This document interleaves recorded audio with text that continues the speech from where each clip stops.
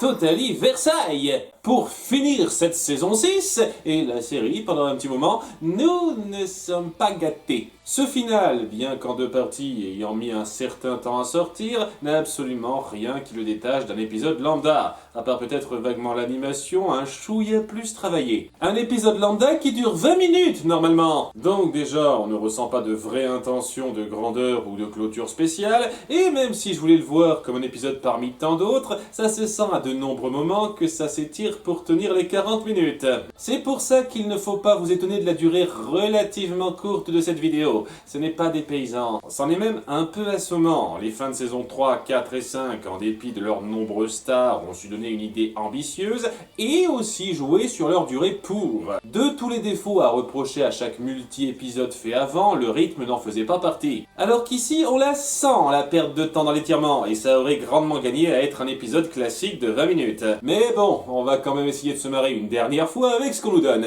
Au jardin du Luxembourg de Paris, quelqu'un s'infiltre pour emprunter un passage secret vers un entrepôt qui contient une clé magique. La clé de mon avenir. J'espère que tu ne prendras pas la clé des champs. Au bahut. Perfetto, chers élèves, que tous vos regards se tournent sur votre professeur préféré. Je vais bien, mais il est pas là. Alors qu'il leur apprend l'art profond du foulard origami, prof Fettuccini apprend que la classe a gagné à un concours et a été invité. En France! Super, ça fait une semaine et demie que j'y étais pas allé. Plus précisément à Versailles, évidemment, et vous l'aurez compris, ce blaireau va les accompagner et n'aura jamais été aussi présent que dans ce double épisode. Tout va bien, rassurez-vous. Oh, dites ça à mon pantalon! On dirait une peau de zèbre! Ah oui! Monsieur Auguste a eu la gentillesse de nous inviter à un charmant dîner au Petit Trianon. Ça, c'est le petit bonus de fin qui me fout en joie. Et si Jerry refusait de nous laisser partir à cause de nos missions? On m'a appelé? Bonjour, mesdemoiselles. Vous savez, c'est rare pour un Anglais d'oser embrasser autant la culture française. Et il les a juste appelés pour leur dire « Amusez-vous bien, je vous ai fait un petit sac cadeau !» Oh non, les soi-disant cadeaux que Jerry nous a offerts sont en réalité des gadgets du Whoop. Je ne m'y attendais pas du tout. On passe à l'avion où Mandy a apporté une grosse malle et on s'est dit que ça devait être important. Eh ben, vous savez comment ma grippe est. Elle se détache dans la soute et fait chavirer l'avion. Oui, parce qu'elle est lourde à ce point. Ça ressemble pas à une turbulence de vol habituelle. Il se passe quelque chose de sérieux. Nous allons affronter le pire adversaire qu'on ait jamais connu.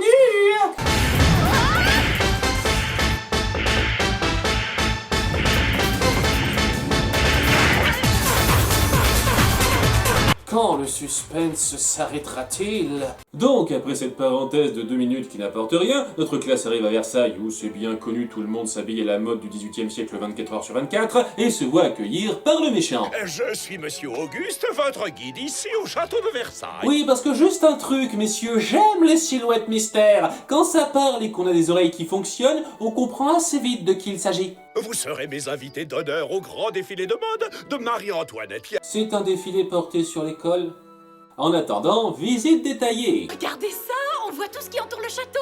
Il y a des choses fantastiques, le grand canal, le labyrinthe et même le petit Trianon. C'est Neptune et Saturne et Bacchus. Est-ce que cet épisode est sponsorisé? Mais Jerry les rappelle pour parler de l'effraction de l'intro. Le palais possède une cave secrète, totalement inconnue du public. Et bien que les propriétaires soient certains qu'un intrus est pénétré dans cette cave, ils n'ont pas pu identifier ce qui a été volé. Parce que le répertoriage, c'est pour les chiens, hein? Qu'est-ce que je raconte? Il faut que les filles regardent avant pour pouvoir pointer ce qui est flagrant. On dirait bien qu'il manque une clé. Tous les gens responsables dans le monde sont myopes à part elle. Mais avant ça... Voilà vos gadgets. Aujourd'hui, vous avez le séchoir compact ultra rétrécissant. Donc, la première fournée, c'était juste au cas où... Et je déconne pas, elle réutilise pas une seule fois les gadgets du début. Ils s'autodétruisent au bout de 3 heures apparemment. Bon, la phase pré-enquête n'a rien de très notable à part qu'elle s'étend inutilement. C'est le thème de cet épisode, totalement on baille, sachant qu'à nouveau, ça n'a aucun putain de sens qu'elle se cache des autorités vu qu'elle bosse pour elle. Merde, on a même dit que les dirigeants ont donné des informations à Jerry. Ils communiquent normalement. Et parallèlement, Mandy s'habille aux couleurs de la cour. Impressionnant vu qu'elle a perdu sa mallette. Elle l'a achetée au prêt-à-porter local. Et pendant qu'il continue la visite, 2 étudiants sont étrangement attaqués. Les autres s'en va mettre devant, bien entendu que personne n'a vu ou entendu ça. C'est une veine pour vous que tous les gens soient débiles dans cet univers. Le soir, Mandy fait un tour de labyrinthe, elle se croit à Disneyland, alors qu'on voit le méchant mystérieux activer une statue avec sa clé. Oh, il grogne, il veut une baballe peut-être. Et dans une des animations de course les plus ridicules que j'ai pu voir, ils se font entendre par... Mais dites-moi, on dirait pas Mandy? Mais quelles étaient les chances? Ah, ça va me manquer. Ça pourrait pas être un oiseau? Une sacrée pie. Et elle se casse la figure, tandis que Trent se fait assaillir par le cousin colérique des Gargoyles, qui veut se faire de la fille juste après. Mon Dieu, nous sommes envoyés en l'air, comment nous en sortir? Si seulement on avait quelque chose qui nous permettait de voler. Quel suspense de fin de première moitié haletant. Bon, j'apprécie toujours autant le petit effet stylistique dans le résumé d'intro de ces cas-là. On a été attaqué par une créature terrifiante qui nous a projetés du haut du toit du château. C'est pas très sympa. Elle va devoir s'excuser si elle veut que je continue de la suivre sur Insta. Sinon, elle se serve d'un bonsaï géant comme matelas. Mauvais pays. Je crois que le monstre qui nous a jetés du toit a dû enlever Trent. Et le pire, c'est qu'on a aucune piste à suivre. C'est pas comme si on avait trouvé des empreintes ou qu'on pouvait retracer l'objet volé. Non mais t'as perdu des neurones? À part ça, en s'étant cogné la tête, Mandy se prend pour Marie-Antoinette. Allez vous occuper de mon merveilleux château. Tout de suite! Je suis Marie-Antoinette. Son trauma crânien est lié à son costume, c'est plutôt magique. Et plutôt que de la confier à un médecin, on va la laisser suivre son délire tranquille. Pire prof au monde! Et vous? Apportez-moi une cuisse de dinde. Une cuisse de dinde? Je savais même pas qu'il y avait des dindes dans les jardins du château. Oui, à Versailles, on ne mange que ce qu'on trouve sur place. Sinon, Jerry les appelle pour les informer que la clé est liée à Versailles. Ouais, c'est tout. Et j'ai remarqué que les serrures de Versailles avaient toutes le même signe distinctif. Donc, comme elles sont déjà sur place, ça leur sert absolument à rien, tandis que Mandy est de nouveau ciblée. Est-ce que l'une de vous a la même idée que moi? Qu'on a affaire à un terrible méchant fantomatique, c'est ça? Où est Danny quand on a besoin de lui? Non, c'est un autre passage secret où Neptune les attaque. Non! Vous essayez pas de le détruire avec vos jambes? Ah ben voilà, je vous retrouve. Et après une grosse minute 30, elles se disent que tiens, un gadget, peut-être ça peut marcher. Je crois que ce seul spray aurait pu résoudre 90% de tous vos problèmes médicaux. Elles aperçoivent que, hors champ, tous les autres élèves ont été enlevés. Qu'est-ce qu'on en avait à branler à la base, j'ai envie de dire. Oui, et on dirait que vous êtes en train de préparer une petite fête à laquelle on n'est pas invité. C'est pas très gentil. Oui, Alex. Et les barreaux, c'est pour ajouter une petite touche rupestre. C'est là que le méchant se dévoile. Moi, Auguste, le futur roi du monde! Surprise!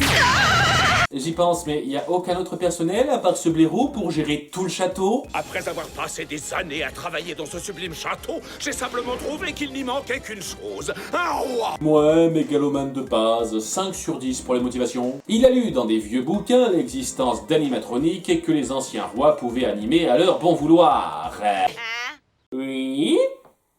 Oui, pourquoi pas? Après, peut-être qu'ils ont été inspirés par la venue du méchant qui voulait conquérir le passé dans la saison 1. Dans ce cas, je me demande comment Louis XVI a pu être décapité avec de tels moyens à sa disposition. Il a donc amené la classe ici pour les forcer à former sa cour. Ça veut dire qu'on n'a pas gagné le concours? Bien sûr que non! J'ai inventé cette histoire. Donc ouais, apparemment il n'y avait personne à Versailles à part lui. Il a également décidé de faire de Mandy sa reine puisqu'elle se prend désormais pour Marie-Antoinette. Et il y a de la concurrence, mais je pense que c'est la façon la plus débile que vous ayez pu trouver pour en faire une antagoniste. Que le couronnement commence! Un couronnement qui n'aura aucun poids légal puisqu'il se fera entre vous. Après, si les gens sont aussi ahuris que le public que t'as rassemblé, ça peut peut-être passer. Oh!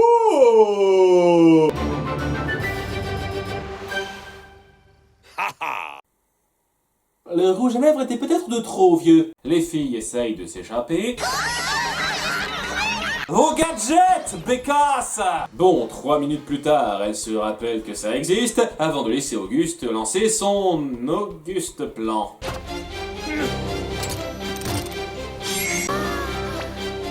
Et si nous restions bêtement sur place en le laissant faire? They're the best! Grâce à leur ultra réactivité, elle se retrouve avec plusieurs statues à combattre. Jerry apparaît comme une fleur en mode « Je vais peut-être faire un petit truc, moi !»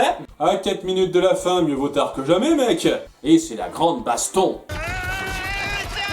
Arrêtez, autant d'excitation d'un coup, c'est mauvais pour mes nerfs. Veuillez me lâcher, ville géant! Oh, cette scène est vraiment navrante. Ah, heureusement que t'es là. Bref, après plusieurs scènes de patinage, les filles se disent « Ah bah oui, gadget !» Et Sam envoie son oiseau mécanique chipper la clé pour désamorcer chaque statue l'une après l'autre. Je savais que ces filles avaient un talent fou. C'est la clé du succès. Auguste est arrêté, Mandy trébuche stupidement et redevient elle-même. Oh, quoi? Mais qu'est-ce que je fais ici? Faisons simple! Et c'est sur cette aventure super bateau que la saison se termine, ainsi que la série pendant 10 ans. Mais elle ne s'est clairement pas crevée, comme on aura sans doute l'occasion de le voir dans le futur. Avec moins de fioritures et plus de rythme, ça aurait pu donner un épisode simple potable, mais en l'état, en un mot... C'est barbant. Cette saison 6 était un peu dans la moyenne de qualité globale. Elle a même presque abandonné un ou deux anciens écueils, ce qui aura été un peu dommage pour moi. Eh bien, maintenant que notre mission est officiellement terminée, Jerry, vous pourriez pas nous accorder les quelques jours de repos qu'on a clairement mérités? Dites plutôt 10 ans.